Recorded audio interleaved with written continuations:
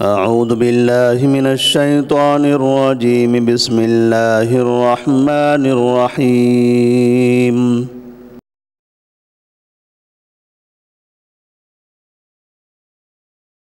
للفقراء الذين أحصروا في سبيل الله لا يستطيعون ضربا في الأرض يحسبهم الجاهل أغنياء من التعفف تعرفهم بسيماهم لا يسألون الناس إلحافا وما تنفقوا من خير فإن الله به عليم.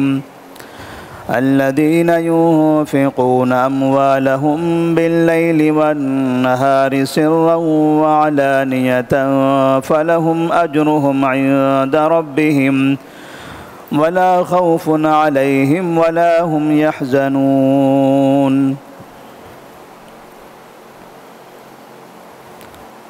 سورة البقرہ آیت نمبر 273 اور 274. اللہ تبارک و تعالیٰ نے اس سے پہلے کی آیات میں صدقہ و خیرات کرنے کا ذکر فرمایا اور صدقہ کرنے کے دونوں طریقے، لوگوں کو دکھا کر یا پھر لوگوں کی نظروں سے چھپا کر، ان دونوں طریقوں کو بھی جائز قرار دیا اور ان میں سے لوگوں کی نظروں سے چھپا کر صدقہ کرنے کو افضل قرار دیا. دکھا کر ایسی صورت میں بہتر ہے جبکہ لوگوں کو ترغیب دلانا ہو، لوگوں کو اس خیر کی جانب دعوت دینا ہو تاکہ اسے دیکھ کر لوگ بھی خیر کا کام کرنے لگیں، صدقہ کرتے رہیں. لیکن یہ صدقہ اور اس کے مستحقین کون ہیں؟ کون سے ایسے افراد ہیں جو صدقے کے زیادہ مستحق ہیں؟ ایسے لوگوں کو تلاش کر کے صدقہ دینا چاہیے. تو اللہ تبارک و تعالیٰ نے سورۃ البقرہ آیت نمبر 273 میں ایسے لوگوں کی صفتیں بیان فرمائی ہیں. للفقراء الذین احصروا فی سبیل اللہ لا یستطیعون ضربا فی الارض. صدقات ان فقراء کے لیے ہیں جن کو اللہ کے راستے میں روک لیا گیا. صدقات فقراء کے لیے ہیں، ایسے فقیر جو اللہ کے راستے میں روک لیے گئے، یعنی جہاد کے لیے، اسلامی سرحدوں کی حفاظت کے لیے، مسلمانوں کی حفاظت کے لیے وہ سرحدوں پر موجود ہیں اور اسی جگہ پر قیام کیے ہوئے ہیں، وہیں پر رہتے ہیں تاکہ کہیں سے بھی کسی بھی طرح سے دشمن اسلامی مملکت میں داخل ہو کر مسلمانوں کو نقصان نہ پہنچا سکے. اور ایسی جگہ پر جہاں وہ ٹھہرے ہوئے ہیں، رکے ہوئے ہیں، وہاں ان کے پاس کوئی تجارت نہیں ہے، وہاں ان کے پاس کوئی کام نہیں ہے. ان کا کام ہے صرف سرحدوں کی حفاظت کرنا. تو ایسے لوگوں کے لیے صدقات ہیں. ایسے لوگ زیادہ مستحق ہیں ہمارے صدقات کے. اسی طرح سے وہ لوگ جن لوگوں کو علم کی خاطر اللہ کے راستے میں روک لیا گیا، کہ جو دینی تعلیم کے لیے، لوگوں کی رہنمائی کے لیے، علم حاصل کرنے کے لیے، لوگوں کو پڑھانے اور سکھانے کے لیے روک لیے گئے. اب ان کا کام صبح و شام صرف لوگوں کو تعلیم دینا، لوگوں کو سکھانا ہے، دین کی دعوت دیتے رہنا ہے. تو ظاہر سی بات ہے جو افراد صبح و شام دین کی دعوت میں لگے ہوں، اللہ تبارک و تعالیٰ کی طرف لوگوں کو بلاتے ہوں، لوگوں کی اصلاح کرتے ہوں، تو یہ اب نہ تجارت کریں گے، نہ ان کے پاس دوسرے کچھ کام ہوں گے. جب اس کام میں مصروف ہونا ہے تو مستقل طور پر انہیں اس کام میں اہمیت دینی پڑے گی۔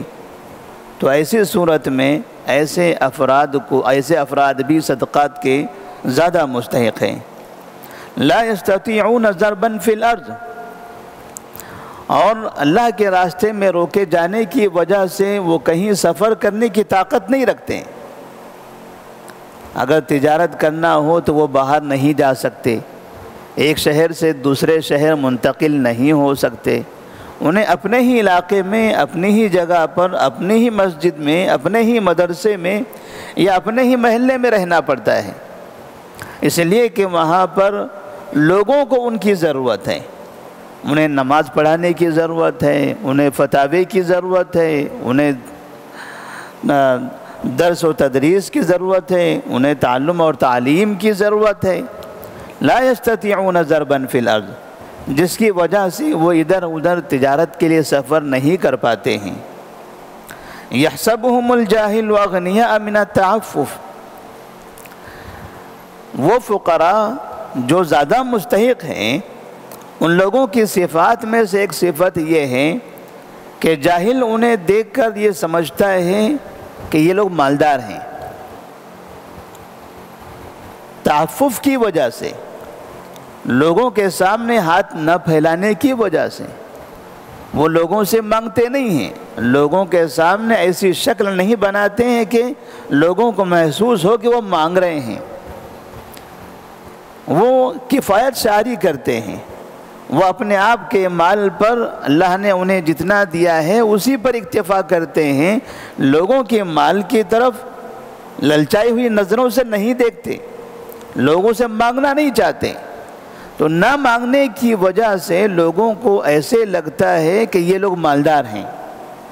یحسبہم الجاہل اغنیاء من التعفف تعریفہم بسیماہم، آپ انہیں دیکھ کر ان کی نشانیوں سے پہچان لوگے، ان کے چہروں سے آپ کو اندازہ ہو جائے گا کہ یہ واقعتاً لوگ محتاج ہیں۔ کیسے ان کی شکل و صورت سے پہچانا جائے؟ آدمی متقی ہے، پرہیزگار ہے، اللہ کی عبادت میں مصروف ہے، درس و تدریس میں ہے، دین کی دعوت دے رہا ہے، لوگوں کی خدمت کرتا ہے، لوگوں کی رہنمائی کرتا ہے، تو اس طرح سے ان کی شکل و صورت سے آپ کو اندازہ ہوگا کہ بظاہر تو ایسا نہیں لگتا کہ یہ آدمی محتاج ہیں، لیکن حقیقت میں یہ لوگ محتاج ہیں۔ تعریفہم بسیماہم، ان کے چہرے سے، ان کی نشانیوں سے آپ کو اندازہ ہوگا، ان کی شکل و صورت کو دیکھ کر کہ یہ لوگ حقیقت میں محتاج لوگ ہیں۔ لا يسألون الناس الحافا، اور وہ لوگوں سے اصرار کر کے نہیں مانگتے۔ ایک تو وہ لوگوں سے مانگتے ہی نہیں ہیں، لیکن اگر کبھی مانگنے کی ضرورت پڑ جائے تو وہ پیچھے نہیں لگتے۔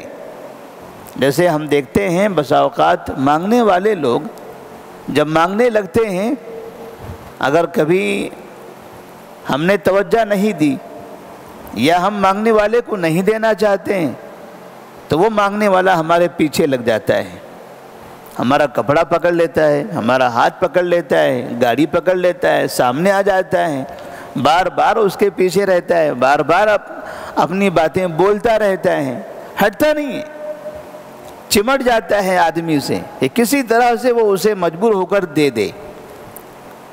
تو صدقات کے مستحقین وہ لوگ ہیں جو اصل میں مانگتے نہیں ہیں، اور اگر کبھی بہت زیادہ ضرورت پڑ جائے اور وہ مانگنے لگیں تو لا يسألون الناس الحافا، تو وہ چمٹ کر مانگتے نہیں ہیں، وہ پیچھے لگ کر نہیں مانگتے ہیں، بس اشارتاً کنایتاً وہ لوگوں سے کہہ دیتے ہیں کہ ہمیں ضرورت ہے۔ وما تنفقوا من خیر فإن اللہ بہ علیم، جو کچھ بھی خیر کی چیزیں تم اللہ کے راستے میں خرچ کرو گے فإن اللہ بہ علیم، اللہ تبارک و تعالیٰ اسے جاننے والا ہے۔ ان آیات سے یہ سمجھ میں آتا ہے کہ صدقہ و خیرات جو عام طور پر ہم روزانہ ہفتے میں چلتے پھرتے جگہ جگہ کرتے رہتے ہیں، ایسے لوگوں کو توجہ دینا چاہیے، ایسے لوگوں کو اپنے صدقات کا مستحق بنانا چاہیے، جو ہمیشہ مانگنے میں لگے ہوئے ہیں، جو ہمیشہ ایک پیشہ ور بھکاری کی طرح، فقیر کی طرح دن بھر مانگتے ہی رہتے ہیں، ایسے لوگوں کو دینے کے بجائے اپنے علاقے میں، اپنے محلے میں ایسے لوگوں کو تلاش کریں جو مانگتے نہیں ہیں، لیکن ان کی حالتوں کو دیکھ کر آپ کو اندازہ ہوتا ہے کہ ہاں یہ لوگ محتاج ہیں، یہ لوگ زیادہ مستحق ہیں۔ تو جب اللہ تبارک و تعالیٰ نے صدقہ و خیرات پر ابھارا اور اس کے ثواب کے بارے میں کہا کہ ایک وہ ایسے ہیں جیسے زمین میں ایک دانہ ڈالنے پر 7 بالیاں آتی ہیں اور ہر بالی میں 100 دانے آتے ہیں، یہ بتانے کے لیے کہ صدقہ کرنے والے شخص کا ثواب اتنا زیادہ ہے، تو ساتھ میں یہ بھی بتا دیا کہ پھر صدقہ کہاں کرنا چاہیے، ایسا نہ ہو کہ صدقہ ہمارا بیکار جا رہا ہو۔ صدقہ اور اپنے صدقات کے مستحقین کو صحیح طرح سے ہمیں پہچاننے کی بھی ضرورت ہے۔ الذین ينفقون اموالهم باللیل والنہار سرا وعلانیہ، جو لوگ اپنا مال رات دن خرچ کرتے رہتے ہیں، چھپا کر اور کبھی علانیہ طور پر، کبھی دکھا کر، فَلَهُمْ أَجْرُهُمْ عِنْدَ رَبِّهِمْ، تو ان کے لیے ان کے رب کے پاس بہترین اجر ہے۔ وَلَا خَوْفٌ عَلَيْهِمْ وَلَا هُمْ يَحْزَنُونَ، ان پر نہ کوئی مستقبل کا خوف ہوگا قیامت کے بعد کا، ولا ہم قیامت کے دن کا، ولا ہم يحزنون، اور نہ انہیں اپنے سابقہ کسی عمل پر کوئی افسوس ہوگا۔ یعنی جو لوگ رات میں بھی خرچ کرتے ہیں، دن میں بھی خرچ کرتے ہیں، خرچ کرنے کا کوئی وقت متعین نہیں ہے، جب چاہے خرچ کریں، اور دونوں طریقے بھی ہیں، چاہے آپ چھپا کر خرچ کریں یا لوگوں کو دکھا کر خرچ کریں۔ علی بن ابی طالب رضی اللہ تعالیٰ عنہ کے بارے میں مفسرین کہتے ہیں کہ وہ رات دن خرچ کیا کرتے تھے اللہ تبارک و تعالیٰ کی راہ میں، تو اللہ تبارک و تعالیٰ نے فرمایا فَلَهُمْ أَجْرُهُمْ عِنْدَ رَبِّهِمْ، ان کے لیے ان کے رب کے پاس اجر ہے۔ وہ راتوں میں خرچ کر رہے ہیں، دنیا والوں کو نہیں پتہ ہے، لیکن اللہ تبارک و تعالیٰ دیکھ رہا ہے۔ وہ چھپا کر خرچ کر رہے ہیں، دنیا والوں کو نہیں معلوم ہے، اللہ تبارک و تعالیٰ کو معلوم ہے۔ اگر دکھاتے ہیں تو دنیا والوں کو بھی پتہ ہے، اللہ کو بھی پتہ ہے، لیکن نہیں دکھاتے ہیں تو اللہ کو معلوم تو ہے ہی۔ دونوں حالت میں اللہ تبارک و تعالیٰ جانتا ہے، لہٰذا ان کے صدقات، ان کے خیرات کا جو اجر ملنا چاہیے وہ اللہ تبارک و تعالیٰ کے پاس ہیں۔ فَلَهُمْ أَجْرُهُمْ عِنْدَ رَبِّهِمْ، ہر ایک کا اجر اللہ کے پاس ہوتا ہے۔ میں نماز پڑھ رہا ہوں، میرے نماز کا اجر کہاں ہے؟ اللہ کے پاس۔ میں روزہ رکھتا ہوں، روزے کا اجر کہاں ہے؟ اللہ کے پاس۔ پھر صدقہ و خیرات کرنے والے کا اجر اللہ کے پاس ہے، یہ بولنے کا مطلب کیا ہوا؟ جبکہ ہر خیر کا اجر اللہ ہی کے پاس ہوتا ہے۔ بتانے کا مطلب یہ ہے کہ ان کے لیے اللہ کے پاس بہت بڑا اجر ہے۔ انہیں یہ معلوم ہو جانا چاہیے کہ دنیا میں آپ جو بھی خرچ کرو گے برابر یقینی طور پر اس کا ثواب اللہ کے پاس آپ کو ملنے والا ہے، وہ آپ پائیں گے، وہ آپ کے ساتھ ہوگا۔ اللہ تبارک و تعالیٰ نے آپ کو دیکھ لیا ہے۔ وَلَا خَوْفٌ عَلَيْهِمْ وَلَا هُمْ يَحْزَنُونَ، اور ایسے لوگوں کے لیے قیامت کے دن کا کوئی خوف نہیں ہوگا، یعنی مستقبل کے بارے میں انہیں ڈر نہیں ہوگا کہ میرا کیا ہوگا، میرا حشر کیا ہوگا، میرا ٹھکانہ کہاں ہوگا۔ اس لیے کہ جو انسان خیر کا کام کرتا ہے، اللہ کے بندوں کی مدد کرتا ہے، اللہ تبارک و تعالیٰ اس کے دل کو مطمئن بنا دیتا ہے، اور وہ اپنی زندگی سے خوش رہتا ہے، اپنے مستقبل سے وہ راضی رہتا ہے کہ مجھے اچھا مستقبل ملنے والا ہے، اچھا نتیجہ ملنے والا ہے۔ وَلَا هُمْ يَحْزَنُونَ، اور وہ اپنے کیے پر بھی افسوس نہیں کرتا۔